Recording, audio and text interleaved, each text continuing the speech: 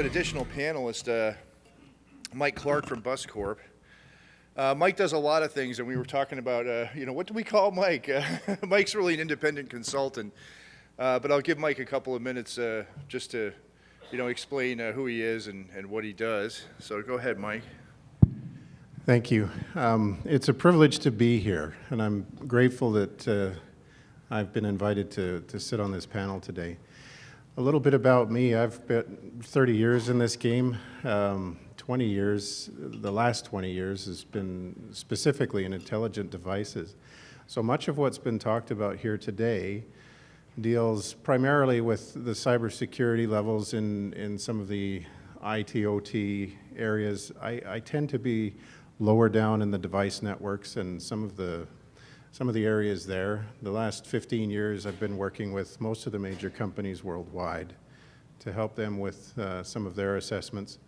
I could name drop, but I probably shouldn't. So that's a little bit about me. All right, thanks, Mike. I do have some questions to start us off, but I always like to start with the audience first. I think we have a question right over here. Yeah, hi, just a quick question. Vít Vakulik from ArcelorMittal Dofasco. We're a steel company. I noticed it on some of the slides, but there was no specific mention of it. And it had to do with development of an incident response plan and how that is actually a big part of implementing a program. Maybe you could let us know how often you exercise that and if you actually go through the process like a fire drill, let's say, or tabletop exercises or the like. Thank you.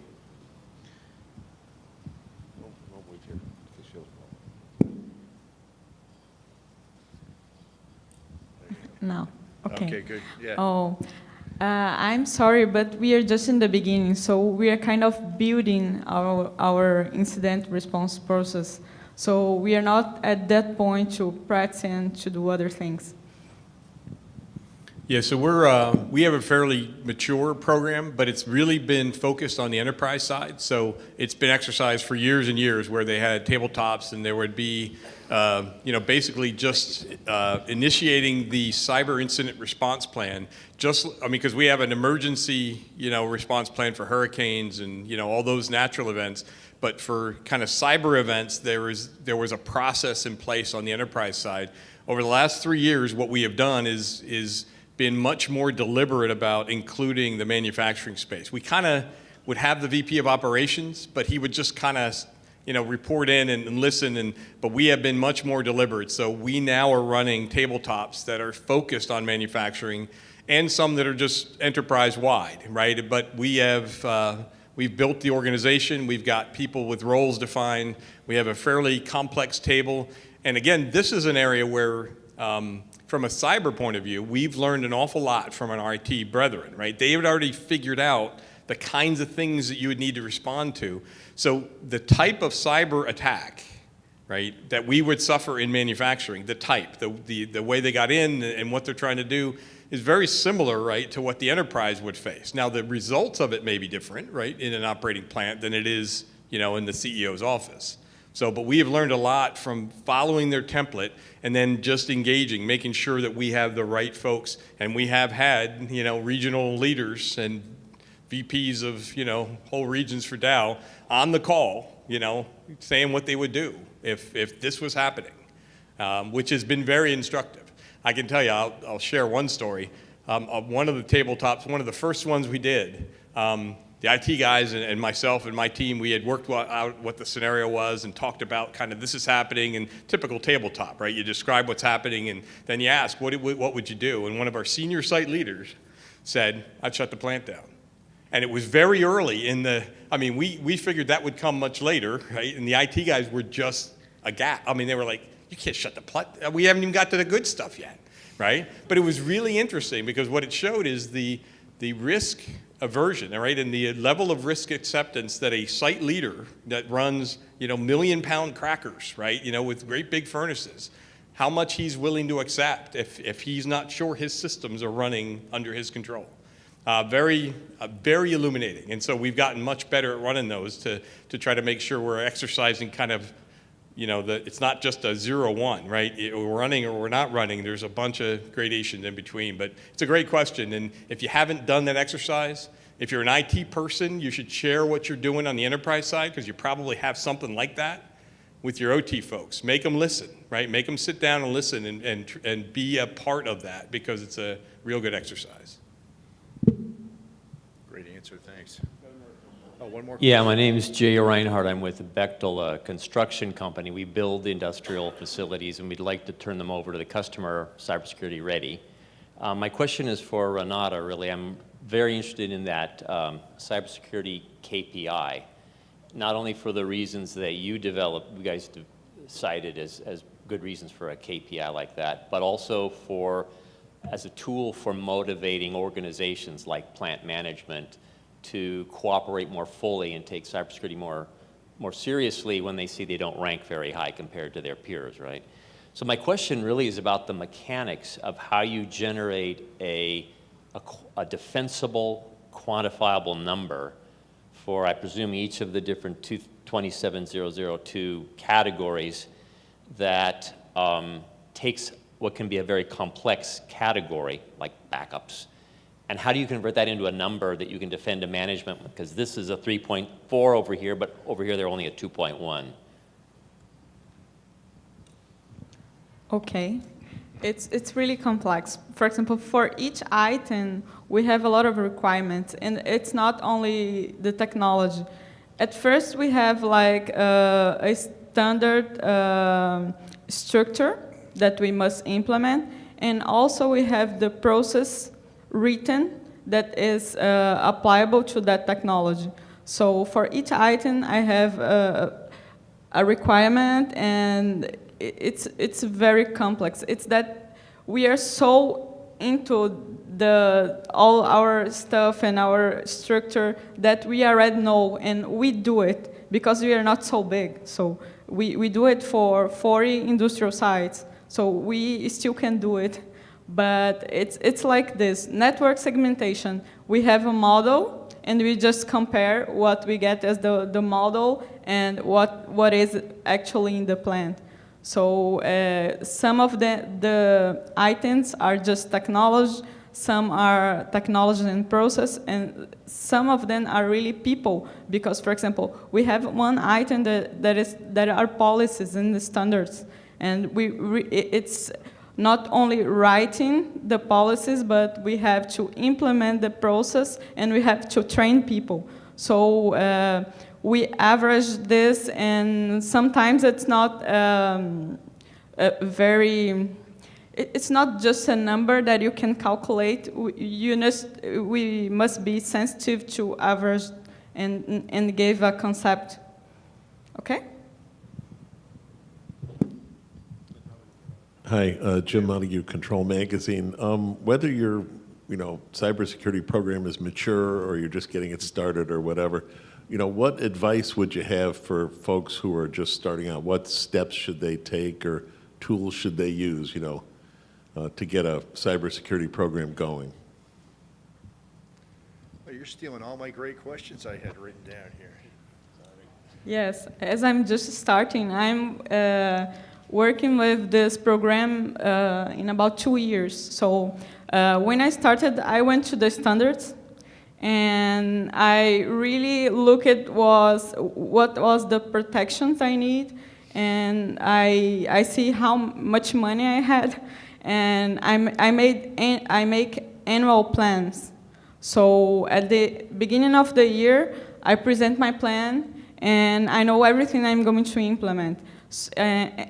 As we are really in the beginning, and we have our own assessment methodology, because the cybersecurity KPI can be an assessment methodology. We do it like this. In the future, we think we need like an external eye to help us to see the gaps, but now the gaps are really clear. So I just fit the protection items I really think I need with the budget, and I try to make an annual plan and to show the results. That's it. Yeah, and I would just suggest if you're early, right? One of the first steps is to bring the people responsible together, right? It's really difficult to embark on a cybersecurity program around OT if you don't bring the IT and the OT folks together. One, like I said, the IT folks are going to have some good approaches to how they protect the enterprise, right? So the approaches may be valid, they may need to be tweaked, but they have a lot that they can teach the OT side. The OT side, so your production, executives and your manufacturing executives, the engineering people, they should be able to tell you what's most important to protect, because you don't. And Dow's a big company, but I think this applies just as well to small companies. If you're just starting, you need to assess what are the places you would most like to protect. Where are the places you want to take the least amount of risk, and you really focus on those first, right? Because if you just kind of start rolling out big programs across however many plants and sites you have, with no regard to your, kind of what risks they represent to your company, then you're probably just not moving the ball very well, right? So. I don't have a tremendous amount to add to that, but I do want to praise the way Dow is handling that. The one thing that I would add that is at a very early stage, and you can see how Dow has done this. The OT people, I would like to see the paradigm shifted a little bit so that the OT people get to frame up the questions, where they get the opportunity to say, how secure are we, or how secure ought we to be, rather than having the IT guys swoop in and say, we've got this covered. So that's typically kind of the framework that I've seen, the experience that I've seen. And as long as OT is given that opportunity to ask those questions, again, how secure are we, or how secure ought we to be? And then start from there. Give that the nucleus to give it some bake time. Good comment, thanks. We have one more question. Hi, over I'm here. Mark Eitzman with Rockwell Automation. A question to really the whole panel. Are there sort of correlations between the security KPIs, the measurements, the baselines that you've been able to measure correlated to operational performance, OEE, or fiscal performance, that at the most remedial level can be presented to executives and maybe even your board and even analysts looking at investors to say, hey, we're way ahead of our competitors, or this plant's way ahead of others, as a form of motivation in the most remedial basic aspect in a capitalistic society, that this plant is running better because of, not just correlation, but potentially causation. Thanks. So, as I said early on, we've reframed some of those questions, right? So, cybersecurity and security of our plants and safety of our plants is really there's two sides to that question. One is to continue to have the right to operate. We need to be safe. And our premise is you need to be secure to be safe, right? So that's sort of the regulatory and the compliance and making sure that we maintain the right to operate in the communities we live in, right? The other side, though, is the things you do to make your plant more secure, to make our units more secure, makes them more reliable, right? I mean, it just does, right? And we have presented some of that evidence to our executives as a financial incentive, right, to move forward with some of these programs.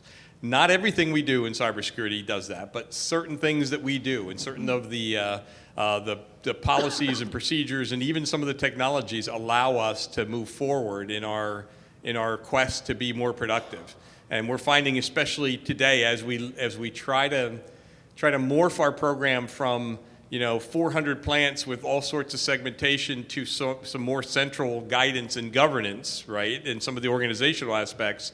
Some of the tools we'll use to help us manage cybersecurity in that environment will also help us manage how effective are the systems out there in doing what they're supposed to do, not just secure-wise, but in terms of actually operating, right? So it's a great question, and I think as cybersecurity people, as your program matures, I guess you could start early, right, if you want. But what I found is it took some time. We had to get some basic cybersecurity, and then we started crafting the message in terms of some of the value. So it's a great question.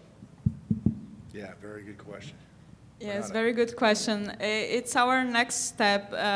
Now we have this index that is it's like a mature level, but now we need really operational index, and we are trying to get it into the technology we have. For example, we are implementing monitoring, so we expect to have some KPIs for this monitoring and also from the antivirals, because when you implement protection, if you don't get an attack, you don't really prove that it's effective. So it's very important for us to get operational statistic. Okay, John Cusimano with A Solutions. Questions mostly to Dan, but anybody else as well. You talked a lot about the value of performing cyber risk assessments, and you talked about how Dow applied a HAZOP or FMEA style approach to that and brought your IT and OT people together to perform that. And number one, I applaud that. Obviously, not surprisingly, Dow is ahead of the curve in terms of performing what a lot of companies now call cyber HAZOPs or cyber PHAs. I guess, Mike, to phrase it as a question, though, I just wondered if you're aware that cyber risk assessment process for control systems has actually now been formalized as part of the 62443 series of standards. The latest approved, balloted approved from ISA is called 3-2, Security Risk Assessment and Design, and that was just balloted and approved back in October. So we're making progress on formalizing that. I just wondered if you're aware of that and if your process is aligned with that, or if it was something you came up with prior to that. Yeah, so we did it prior. I mean, that FMEA, the original one we did, is about 2.5 years old, right? So, but like I said, we continue to get mileage from it because the things we learned have really driven our program overall, right? I mean, it was one of the first times we realized how big some of those organizational gaps were, right? Because it clearly some of those effects and the mitigating factors we would apply to them had a lot to do with organizational structure and people's roles. So yeah, I'm familiar. I mean, it's really good to see that the standards communities, because I'm kind of torn because those kind of standards, right, they're very powerful, and they allow you to get a head start on trying to figure out how you would do it yourself, right? I mean, I can tell you that when we did it, we didn't just take FMEA, we went and looked for examples out there, and believe it or not, found one from Australia, right, where somebody had tried to do an FMEA types assessment of a cyber system, and so we use that as a template. So it'd be nice to have a better template, so that standard will give us that. On the other hand, sitting in a room and trying to figure out what questions would we even ask was a very powerful exercise, right? So I would advise everybody that if you use the standard, still have those conversations. Does this particular threat, does this risk, does this threat factor really apply to us? And if it does, how? Because those conversations are really, really powerful to have, especially when you have IT and OT in the room. So thank you for pointing that out, but that's a good. You want to add anything, Mike? Just speaking about what Share Dan with the rest found. of the class. Yeah, well, the example from Australia is actually one that I've participated in a assessment in Canada. Can't say who the company was, but they sat down for 5 days with some of their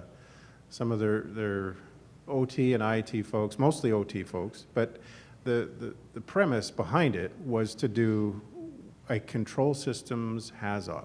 Okay, and so they've named it a CHAZOP, and so there was a CHAZOP facilitator, somebody that was trained in this exercise.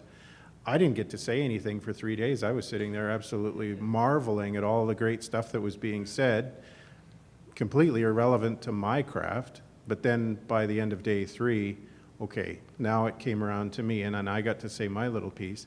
The interesting thing was that through all of this, the CHAZOP and all of the perturbations that they went through to try to break it, it was remarkable to see how the systems were robust enough that they could get to these stages. It wasn't until about day 4 that we realized the wheels had come off. And so improvements needed to be made. The vendor was informed of some of the reasons behind them not being chosen. Now, by the way, this is a greenfield application. Dan has, and Hanada has the great task of trying to implement this in brownfield. So mine is slightly different. My example is quite different. But yeah, that Chaz Up stuff was pretty cool. Any other questions from the audience? Because I have one, too. Yeah, go ahead, Sid. Yeah. Well, I didn't want to step on you, Larry. No, please, But- please. No, I had one for Renata, and I also have one for Dan. But Renata, you know, your metrics, your method of scoring, you're using the ISO standard, which is more of an IT standard, correct? Which I think you said as well. But are you also within Brascom? I mean, are you using like IEC 62443 as a standard for plant cybersecurity? Yes, we use it, but in the beginning, when we were building the index, we just had a risk assessment from the IT, and the risk assessment were based in this standard. So IT people were requesting us things about this standard. So as they have a lot of more than 100 controls, so we thought maybe we should follow this and talk the same language as IT, and we built the index in today I see like the ARC maturity level and are pretty the same protection items. So it's very different the way you build it, but I feel so happy that are really similar. That's good. You know, just as a comment on that, because to me it's very much reflects what the comment Dan made. I mean, what you really did there, it seems to me, is what Dan was recommending you do. Ask the IT people to kind of give you some guidance as to what they could do. Don't try to start off by saying, we're different, we can't use what you have. But on the other hand, don't just go to them and say, you tell me what you're going to do. So you actually have been doing that.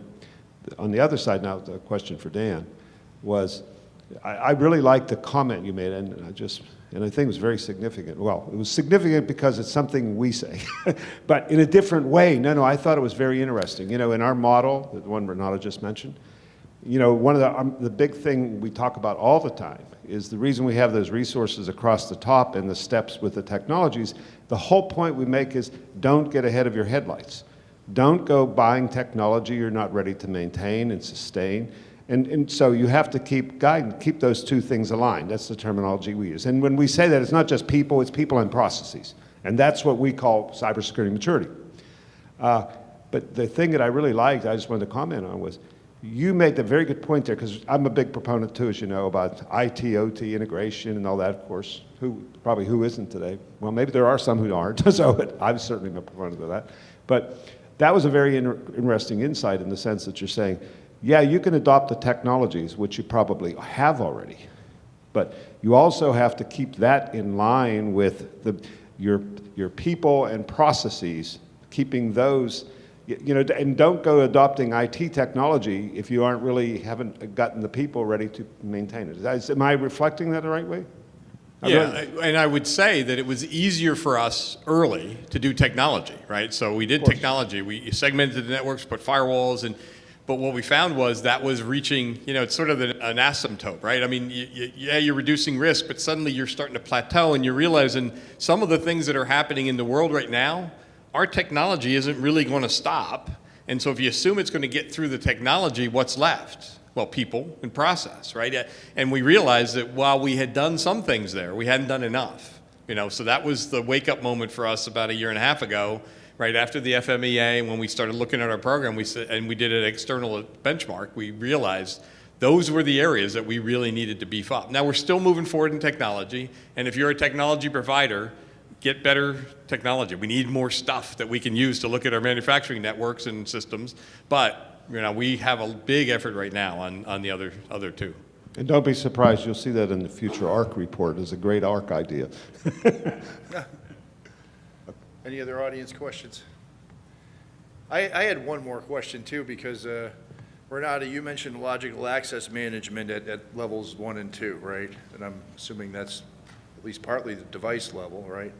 Then we've talked about IoT, which involves a lot of devices, and Mike, you deal a lot with intelligent devices. I mean, how do these level 1 intelligent devices, you know, at the field level figure into all of this? Are they part of your assessments and you know, in your programs? If they're not now, are they going to be? You know, do you think the standards are doing enough to address this right now? Do you not see it as a problem? I'd just be interested in your thoughts on the device level, because we don't hear too much about that these days. Okay, it's the most difficult part because every system is different and with different requirements. For example, I have PLCs without logical access, and they have the ATM. Like, everyone can go there and do something. And it's very difficult to make protection for these items. So we always start from the easy part. So, for example, segmenting our networks. It was very critical to do, and it was easy too. So we did it first. And implementing technology is always the easy part. So you just buy it, and you install it, and it works, and it's okay. And then most of the level 1 and 2 has to be, it's about process, because if they don't have, like, if they are not self-secure, you need to implement some extra protection. So what we do is, in Braskem, the vendors of these technologies, they really maintain. So we work with them. And it's funny because sometimes we need to ask their permission to make protection, because they're like the owners. So we work with each of them in each site to see which improvements. And it's like a handmade work. And it's not, we cannot make automatic. So we really take care of the new projects. For example, IoT. We need to make IoT projects secure, because they are new. We cannot born a project already unsafe. So what we try is to make like protection very specific for each site, but it's not enough.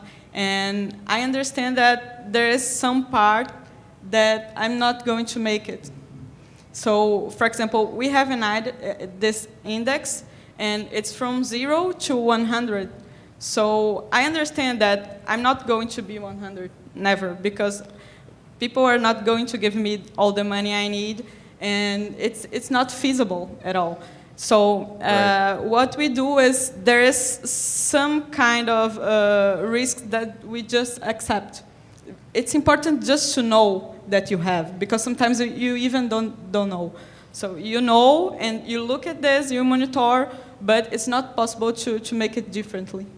That's it. Thank you. Anybody else care to jump in? I just have a couple of items to, well, it's not how I'm going to fix it. It's probably how I'll point and help Renata understand that there is a risk that they have to be aware of, to know that there is a risk. Like I said, I'm more down in L1, even L0 in some of this discussion. You're looking at maintenance practices now. You're looking at the people that are going around maintaining your instrumentation. Some of these smart, intelligent devices have the ability to be serviced or configured or maintained using laptops or plant asset management systems from remote locations, using device networks to actually ping and configure these devices from a remote location. Those systems are world clock aware. Those devices, therefore, are now world clock aware. And we're watching very carefully and monitoring the possibility of bidirectional launch vectors for cyber attacks, which is a very scary thing. And I'm not trying to do my best henny penny up here. I'm quite aware that some of us would be like, oh, no, they'd never think of that. if I can think of it, they've already developed it. So let's just start with that in mind.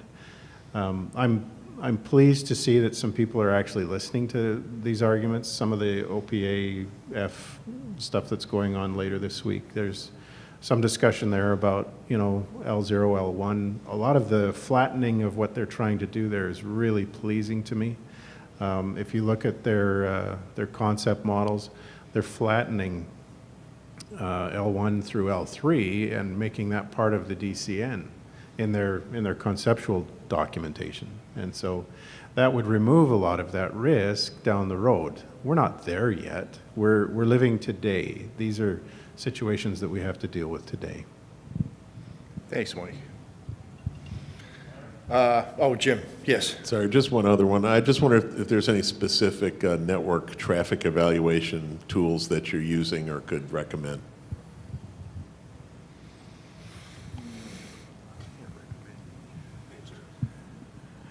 Yeah, on advice of counsel, I can't recommend any. Yeah.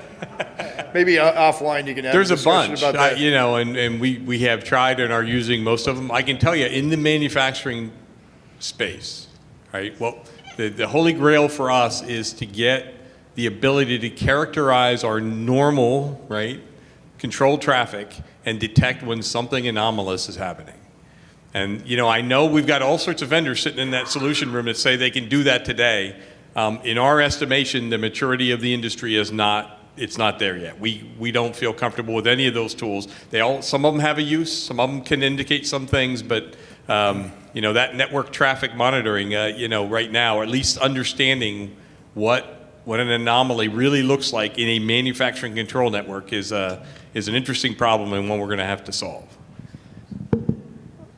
Like Dan says, I can't make a recommendation. And he's right, there are some folks that are here today in peddling their wares and explaining some of the things they can do. When pressed and asked about drilling down into some of these device networks, that's where the conversation stops. There's some things that need to be addressed there, and when they can get into those kinds of layers and be able to detect some of the threats or risks that are available, or opportunities that are there, I think that would be the panacea. Any other questions? We have one more question in the back. It's okay, come on up. Yeah. Yeah, so is standards-based product certification going to figure into part of your cybersecurity schemes at your sites? Is standards-based product certification going to figure into your cybersecurity scheme or sites? Yeah, Is for that products okay? going into the manufacturing environment, you mean, right? Yeah, absolutely. There's a bunch of other stuff that we're really concerned about and active in. I would love, you know, everybody, you throw around the secure by design term, right?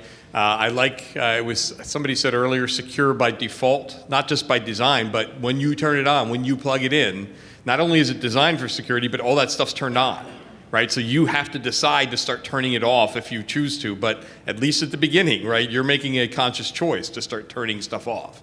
I mean, I love that idea. So, you know, we are active as, you know, and Dow Chemical being a fairly big company, we're very active with our suppliers, you know, encouraging and collaborating to try to move along that, you know, that chain. It doesn't remove any responsibility from us though, right? You know, no matter how secure the design is, I mean, Spectre and Meltdown, you know, it's an eye-opener to think that somebody was smart enough to figure out that advanced method of improving computing speed would actually be a potential vulnerability. So no matter how secure the design is, unless we go back to non-digital actuators, right, there's going to be a way for somebody to exploit them. But we need help from the community, right, the solution providers. Okay, we're a little bit early, but I think that's okay. Because we have a happy hour, I think, at 5:30 that's sponsored by Wind River, so I don't want to, keep anybody back from, having a couple of drinks here. And I think also later tonight we're going to have a reception in the hotel atrium. I don't know if we have some slides that might reflect that on the screen here, but you just follow the signs to the Wind River function tonight, and you know, there's the hotel atrium is pretty easy to find later on for the reception. So let's have a big hand for our presenters and panelists. I thought they did a great job, and